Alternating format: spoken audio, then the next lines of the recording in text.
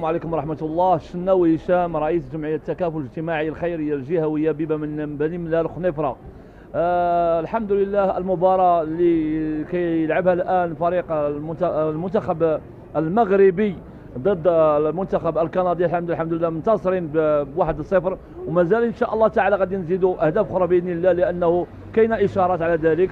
المنتخب الوطني المغربي ان شاء الله غادي يمثل الشعوب العربيه كامله باذن الله عز وجل في هذه المناسبه اللي موندياليه اللي سميتها انا مونديال العرب، يعني كاس العالم العربيه ان شاء الله تعالى. وهذه بديره تاع خير مع هذه الامطار ديال الخير الحمد لله اللي كتساقط علينا الان في مدينه بني ملال.